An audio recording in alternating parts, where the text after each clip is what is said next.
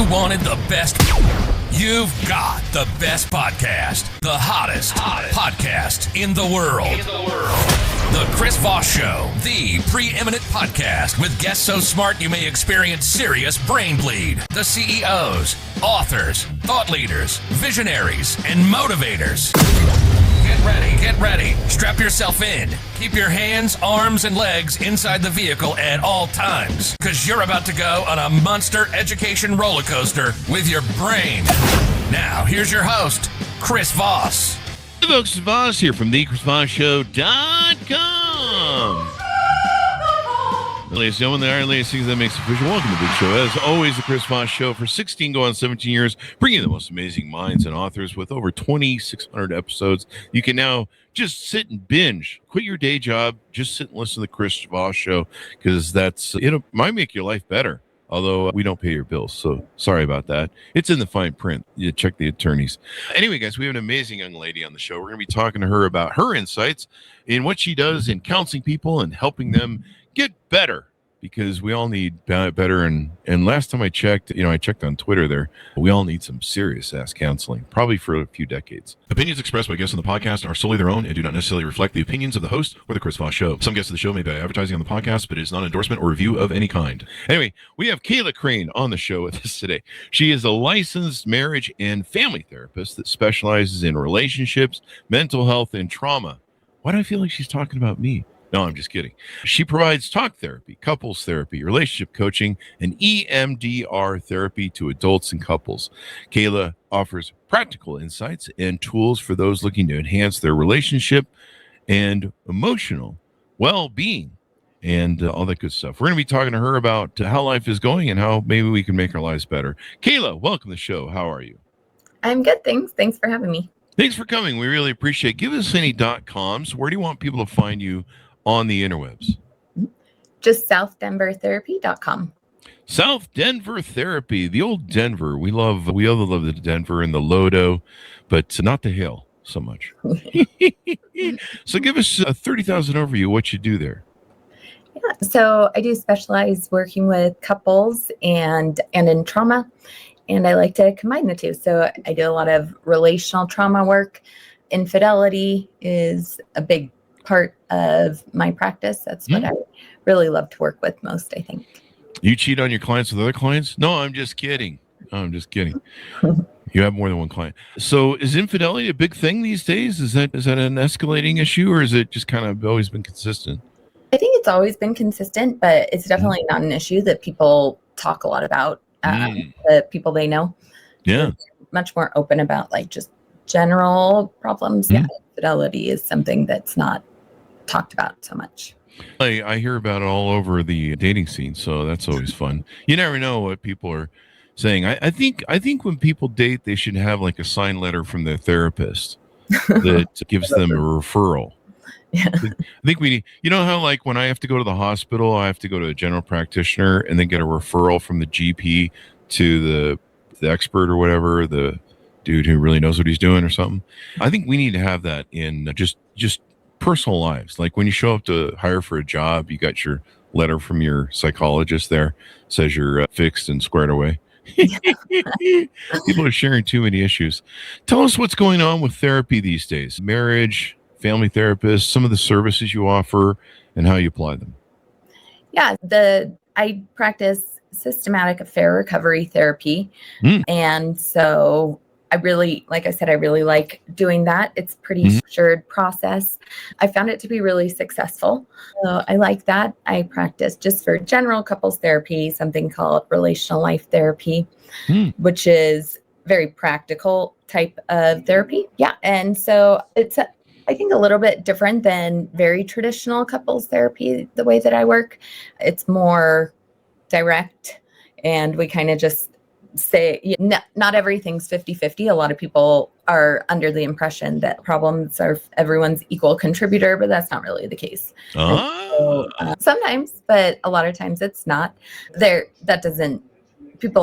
not usually 100% one person's fault. But, sometimes certain things need to be addressed a little bit more on one end or the other. And so I find that really practical in that way. Let's just address whatever's coming in. I'm not worried about trying to make it look, 50-50 or totally equal, because that's not always productive. Yeah. Like sometimes I watch some of those, I don't know if you've seen it, like on TikTok, they have like cuts of shows. I think they're on TVs and stuff. And it's kind of interesting. Like some of the times they're just listening to the person, to two people in couples therapy, do their bit of, whatever they're discussing. But you can always kind of watch it and you can be like, yeah, I think the problem is that one person there. I think what's going on here. The other person seems to be trying. The other person just doesn't seem to take self-accountability for anything and whatever. That's kind of one of the things I've been seeing in the world, is the death of self-accountability and just this victimhood competition that's been going on that seems to want to go to the umpteenth level. It's almost like an Olympic sport now. Hey, you've been victimized? No, I've been victimized more. Bigger victim, it's people are just like in competition to like see how they can be, and then taking accountability. I mean, you can't fix your problems in life. I don't think you can do counseling very well if you don't take accountability. I mean, even if you aren't wholly the problem, taking accountability and being like, okay, what can I do to contribute better and maybe not contribute worse? I don't know. Is that a thing, or am I just making stuff up at this point? No, I think that's totally, a thing. I think maybe these days there's so much content, like all social media and everything, that I do think, and there's a lot of pop psychology, and I think that maybe that gives people a little bit of like justification sometimes for their behavior, all the understanding of what that really means. I spend a lot of time helping people move away from the being right or wrong, because people get caught up in that all the time. And so you can take accountability for like contributing to your partner's pain, whether you agree that you did what they said or not. If they're hurting, they're hurting, and so that's something that has to be addressed, that they're hurting. But if your partner's hurting and you're just saying, wasn't my fault, didn't mean to, that's not going to be conducive to a healthy relationship. Yeah. What's some of the top topics, or a top topic do you see people struggling with in couples therapy, and how can it be more successful? Because I mean, I think some people think, if we got to go to therapy, we might as well just break up. I got a story on that too, where there was a girlfriend I'd had move in. I didn't realize she'd gone off her cancer medicine, and I couldn't figure out why she, I had this Dr. Jekyll, Mr. Hyde experience, only Mrs. Hyde, I suppose. And there were a few other factors that went into it from her past and traumas that I didn't know about either. I knew about them, I didn't explore them enough. But I remember at the end of the relationship, I was like, you got to move out. I can't make this work after a year and a half. And she got baby rabies really bad too. That was the other thing. Her younger brother had children, and I was supposed to have them first. And I'm like, life doesn't work that way. It's done. So you can't just order what you want. Yeah. And she's like, I want a baby now. And if I can't have a baby with you, I'll have it with somebody who will give it to me. And I'm like, oh shit, you don't love me. Get the fuck out of my house. And so I said to her at one point, I said, look, I'm not a quitter. I'll go to therapy just so that I can say that I tried to make this thing work. I'll do it. I will go to therapy with you, and we'll do couples therapy just to make this work. You know what she told me, bold-faced? She goes, no, I don't go to therapy. And I go, why? She goes, because they'll tell me that it's me, and I know it's me. I'm not even kidding you. I wish I could record these things on video. So what are you finding in therapy that is hurting people, and maybe that perception of how, couples therapy can help? Yeah, I think that therapy can help a lot. I think people don't realize that. I do have sometimes people coming in and they say, this is like they're pretty much out, but their partners maybe dragged them in. And I'll be talking to them and I'm like, oh my gosh, this is totally fixable. We can fix this in like a couple months, like even shorter. And so that happens so often that people are really like sure that the relationship is over and it's totally fixable. And that's even, that's even the case with infidelity a lot of the time. Really? But even, sometimes people are really like headed out, and it's just simple like communication stuff. They just need a few tools. And I hear people say a lot like, oh, maybe if I would have tried this with my last relationship, that would have worked, because it really does work a lot of the time. So I think that that's important to like recognize, like it's worth a shot. And yeah, I mean, communication is always something people need work on, always. And I think it's a lot of times people say, I don't know how to say this, or I don't know how to say this or this. And we'll just say that, and I think we all get caught up in like this thing where I don't know, like the right, like how to communicate whatever, but that's it. Just say what you're thinking, obviously with kindness, but there doesn't need to be some magic formula. You just need to be direct. You just need to say what you're thinking or feeling. And just that in itself can change so much, because otherwise, whatever you're not saying, your partner's making up. That's what we do as human beings. We make meaning of everything. And unfortunately, if you're not in a great place in your relationship, you're going to make negative meaning of that. And so if you just tell your partner, they don't have to guess. They don't need to tell themselves these stories, again, that we all do without enough information. That piece is just like super important. Yeah. And then sometimes you can tell somebody directly what the thing is, and they will misinterpret it and take it as something else and misconstrue it. I've had that happen a million times where I'm like, you told me this, and it meant what to you? How often do you see in couples therapy and just general overall therapy that you do unresolved childhood trauma, emotional damage, things along those lines that they've, baggage they've brought into the relationship? How often do you see that as being a factor in relationship issues? Most of the time. Wow. Wow. Yeah. Yeah. I mean, all our childhood trauma, all our childhood experiences make us who we are today.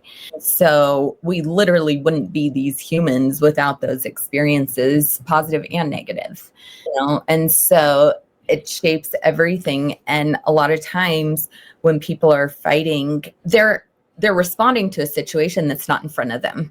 Right. And so they're like having this reaction, and they're not realizing that they're kind of they're speaking to their partner as if they would have been speaking to their maybe abusive parent or whoever. And so that's when the response can be, I tell people, like, if you're having maybe a disproportionate response and it's a little confusing, that's probably a sign that you're responding to something from your past. You're not responding to the present day situation with this current partner. And that's really important to ascertain. And that's why I said in there earlier in the show that, we need to start really addressing trauma from childhood and stuff. I mean, fuck Algebra 2. Let's start addressing trauma in high school and maybe teach people how to balance a checkbook and why credit's important and, life skills, especially in this case. I mean, relationship skills hurt children, they hurt families. They create generational trauma, I think. Do you believe in generational trauma and being passed down through generations of?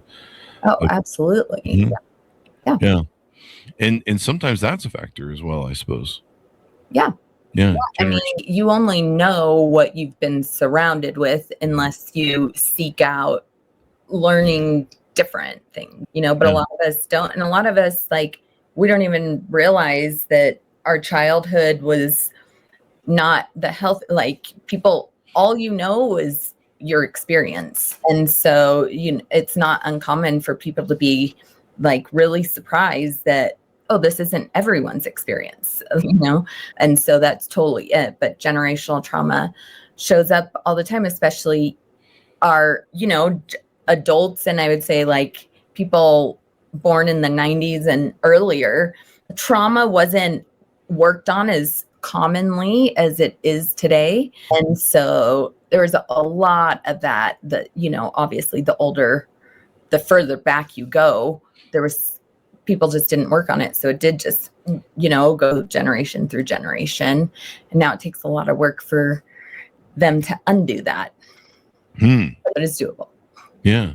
And this, when now my understanding of trauma and studying this stuff and having a lot of great psychologists like you on the show, I've learned a lot of things. And a lot of times when I see people doing what I can interpret as a trauma response, and they're going in that fight or flight mode, or they're attacking because they, like you said, they see you as their original victimizer. And you have to realize that, this is a little girl who feels unsafe and dangerous in an unstable environment of her child in a home of whatever was going on. And this is the child. This is the child responding to me and lashing out. But I'm not the victimizer, but I'm being seen as that person. It's being threaded through that narrative in her mind. And that's what's triggering her. And so being able to look at that from that lens has really helped me. This is the childhood trauma person, and this is the child that's here before me. And this isn't about me. This is about them. Somehow I've triggered them into that trauma response from their trauma. And, my intent is very different than whatever happened to them as a child, but clearly this has been the trigger. Something I've done is the trigger. And now I need to kind of understand this person and where they're at. And so that's kind of how I've grown into this, but it's taken 58 years of trials and training. But there was a question I had for you. I think I lost it here, but it'll come back. But what are some tools that, how do you, let's try and help people in the audience. How do you know when it's maybe time to go talk to a therapist and do therapy with a person like yourself? Yeah, I would say, like you were saying, that inner child, we develop adaptations at around 5 years old. Those don't just go away. So as adults, when we get dysregulated, we go back to those adaptations that were developed at 5. And so we are operating like a child. And oftentimes our partners will respond to that, and that'll bring them into their adaptive child. And then you've got two 5-year-olds fighting. And that's really what it looks like. Sometimes if you step back, it's, oh, wow, that is really what it looks like. But I would say, when you find yourself doing that frequently, that's a good time. Just when you're getting more of those times where it's, wait a second, it's just not landing what I'm trying to say. They're just not getting it. Definitely when you're seeing things through a negative lens. When you're interpreting your partner's behaviors negatively, oh, they're just trying to hurt me or something. That's very rarely the case, that your partner's intent is just to hurt you. I mean, sometimes, but rarely. And so I think if you start sensing that and looking at things like with negative intentions, that is a great time to get into therapy. But obviously the earlier, the better. Ideally before anything starts, to develop those skills, but it doesn't always happen. So in that case, just, when the fights are lasting longer, I tell people it's like, you're always going to fight, but hopefully the goal is to just have the repair come quicker, right? One fight, not drag out like days or hours or anything like that, but fight, repair. Yeah. So it's going out longer and longer. I think that's also an important time to seek help. Yeah. I've often joked that if I ever got into another serious relationship, that I would start going as a couple to pre-problem therapy, like what you mentioned before, like start, doing check-ins, kind of, like you check your oil in your car every 3,000 miles, you check in, you're like, hey, how's that oil doing? Let's recheck it, put some fresh stuff in there, and just check in on the engine, make sure everything's humming along. And it seems like a lot of things that happen in relationships, they start small. I don't want to give any credibility to microaggressions, because I want to punch people in the head that do that, but I probably need therapy for that, as you could probably tell. But it seems, small stuff, and it just kind of builds. And then, by the time you're at that point in the relationship where you're at each other's throats, and, like you said, the fights are lasting days, years, decades, all that sort of stuff into divorce, it's really hard to fix, because, the onion is just grown so big, and trying to peel off all the layers to whatever the original core thing was nearly, it seems impossible. I mean, you've worked through people with these issues, so you know more about what comes out the other side than I do. But yeah, during pre, like I said, I think people should go to college for 2 years to learn how to be good human beings and resolve their trauma. And maybe is maybe a good advisory position if you've had childhood trauma, you're having problems in your relationship, maybe you should look to work on that first. Maybe, I don't know.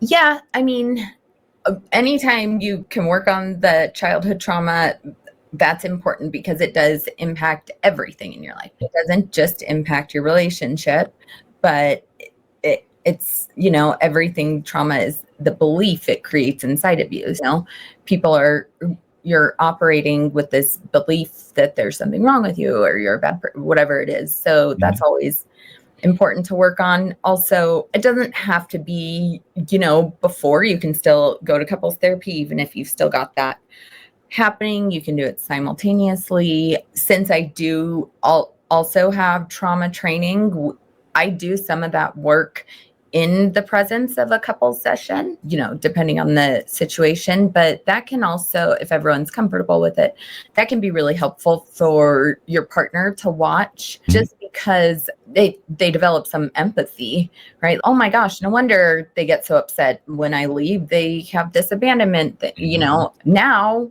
I'll do things differently. It's a lot easier for people to commit to do things differently if they can make sense out of why. Yeah.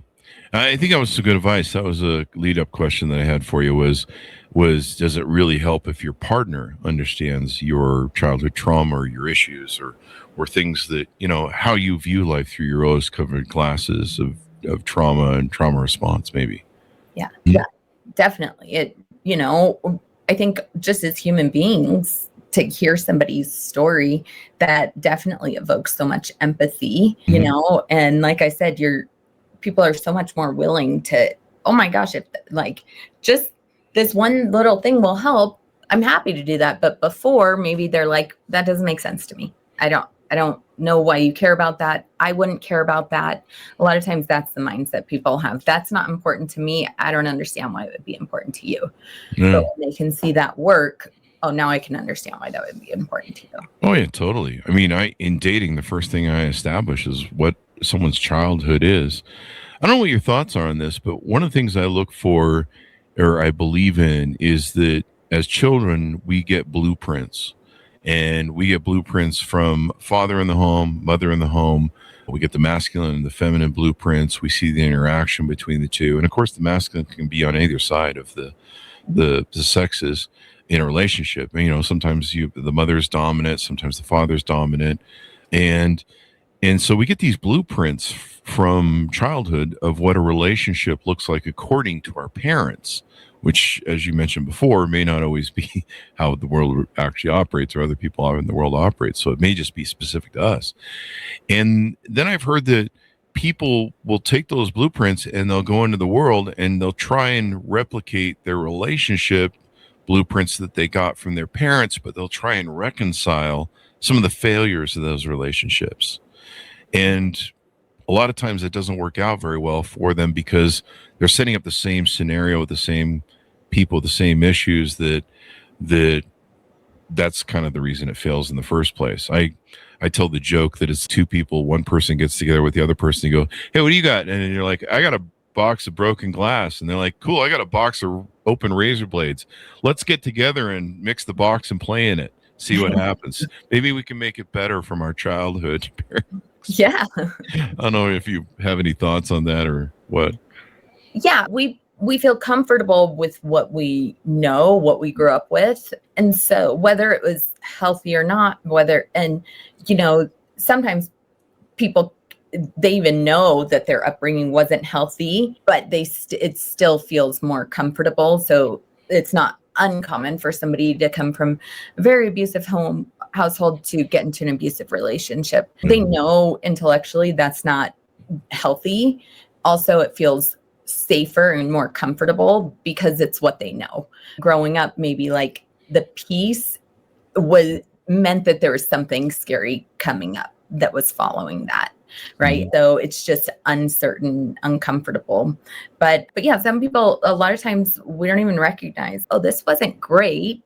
And, a lot of times people are like, my childhood was perfect.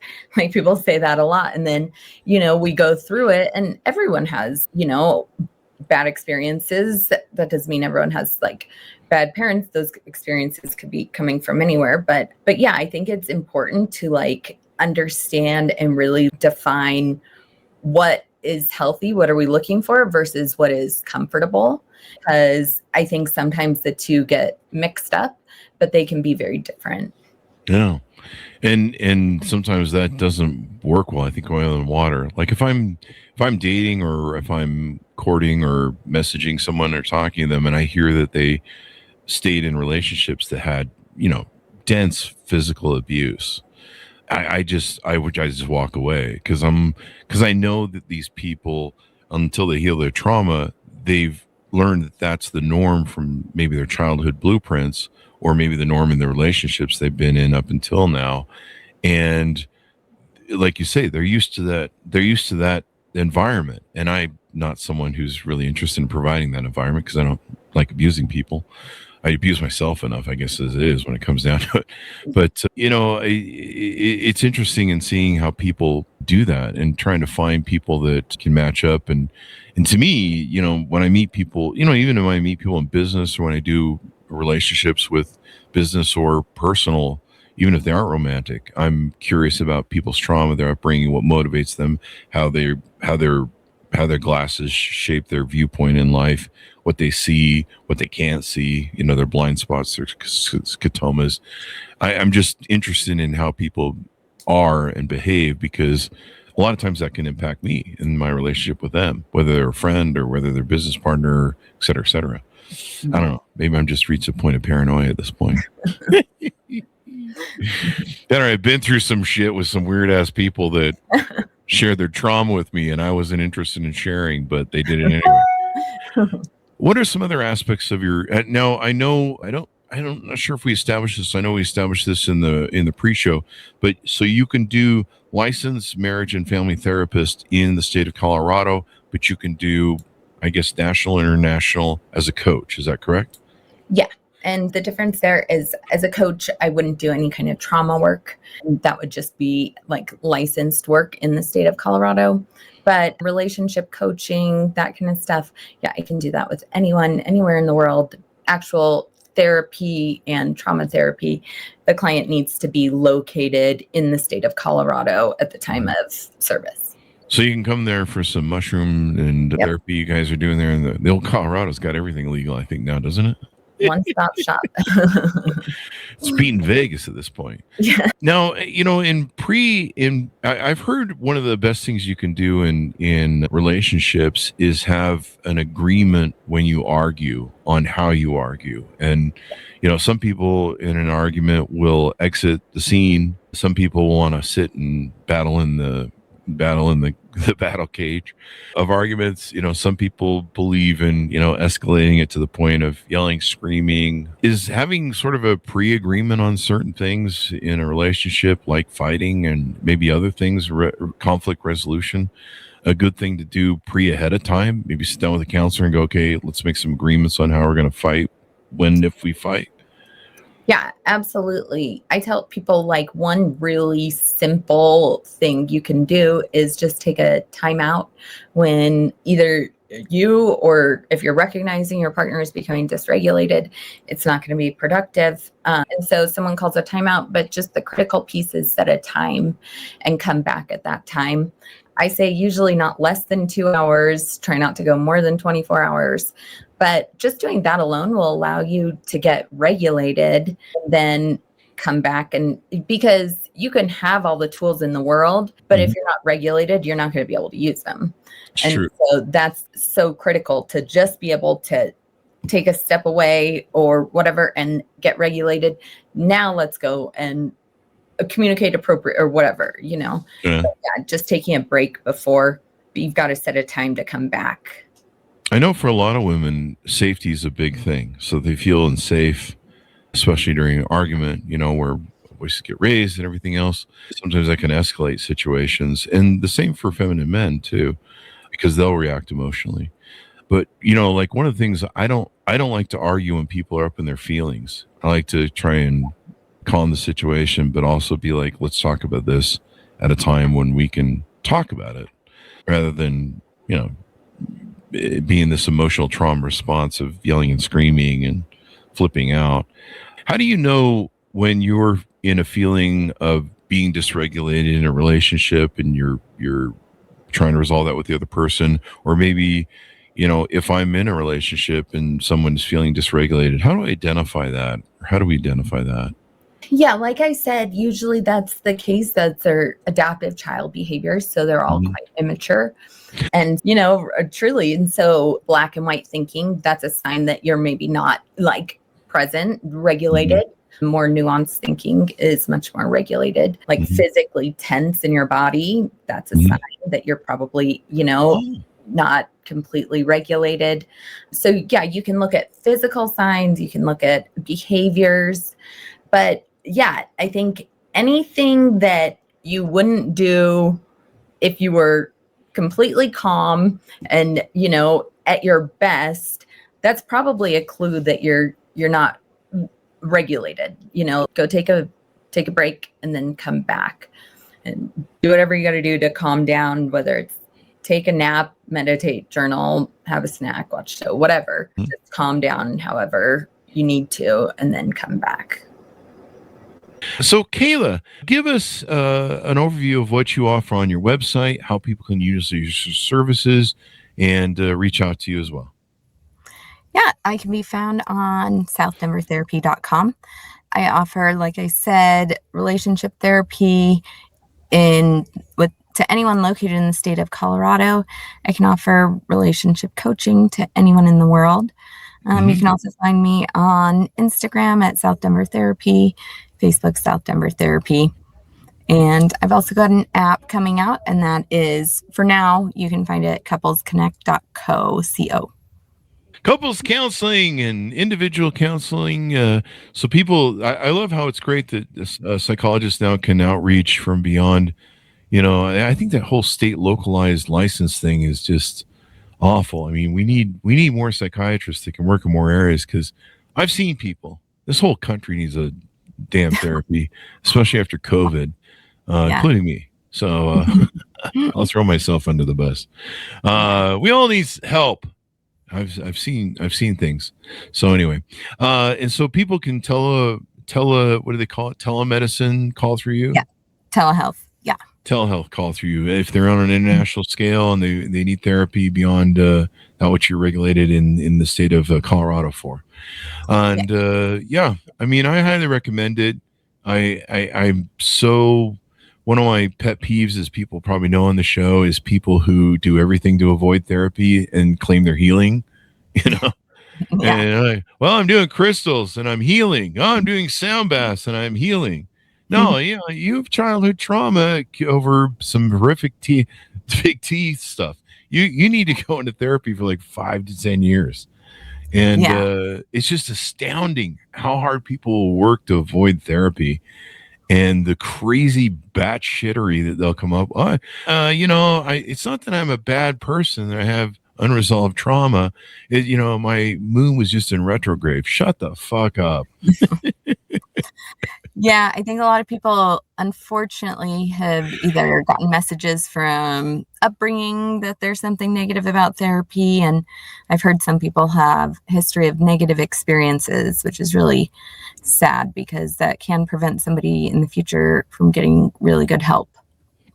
Yeah, definitely. And they can get it through you, so they can reach out to you. Give us your website as we go out one last time, and we'll wrap up the show. SouthDenverTherapy.com. SouthDenverTherapy.com. Get some help, people. And if you think if you find the world's kind of kicking your butt and you're having trouble, and maybe you've got, you're getting overloaded by thoughts and depressed, and talk to somebody. Please reach out. It's the best thing you can do. Ask for help. Because if you don't ask for help, no one knows there's anything wrong with you. And you don't want to be one of those people who self-harms. You want to get help, and there is help out there. And I can tell you that, I've been through trials and tribulations of my life. I've sought therapy and drug therapy for, Zoloft and antidepressant drugs, and they have helped me immensely and changed my life, because I don't know, I'd probably be in prison if I hadn't sought help for some of my ADHD and extreme OCD. Yeah. And if you work with a therapist, it's not a good fit, just try again. You'll find one, but just because you don't have a good experience with one doesn't mean that it's always going to be a bad experience. That's a really good message, because a lot of people do that. Oh, well, I didn't like the person. Right. The other thing is, sometimes you're not going to like the answers you're going to hear if you have a good therapist who's holding yourself accountable, because that's the point. That's, if you're getting triggered about something, it's because you're not living a reality on something. That's my policy. I don't want to speak for you, but to me, when people need to recognize that when something's triggering them, or when they don't like how someone's, presenting them with reality, and if they're living in delusion, then, they see it as, well, I don't like what they're telling me. The hard stuff in the reality isn't nice. It isn't pleasant, especially if you've been ignoring it for a long time. You've got to deal with it, right? Yeah, therapy is not supposed to be fun. I tell people that one. It's supposed to be hard. That's when you get denial's not a river in Egypt. Get help, people. Seriously, it can only help you. I would think. I can't ever think that going to therapy would not help someone, unless you don't want it to work. I've seen people go into therapy and game the therapist, and put all sorts of PR spin and BS stories to the therapist, and the therapist can only go off what you tell them. So, if you decide you want to play games or game your therapist and try and get them as deluded as you are, then they don't, they're just going off the data you feed them. And I've seen that. I've seen where people have gamed therapists, and, the therapists are just, well, all they can know is what you tell them and kind of the patterns they see. So, go in there, be honest, talk to people. It's just amazing to be about people just won't be honest about stuff. Hey, I'm having some problems with this. And be accountable, people, self-accountable. Anyway, thank you very much for coming on the show. We really appreciate it. Kayla, great message, and look forward to great work from you in the future. Yeah, thanks for having me. It was great. All right. Thank you. And thanks so much for tuning in. Go to goodreads.com/Chris Voss, LinkedIn.com/Chris Voss, and all those crazy places on the internet. Be good to each other. Stay safe. We'll see you next time. You've been listening to the most amazing, intelligent podcast ever made to improve your brain and your life. Warning, consuming too much of the Chris Voss Show podcast can lead to people thinking you're smarter, younger, and irresistible sexy. Consume in regularly moderated amounts. Consult a doctor for any resulting brain bleed.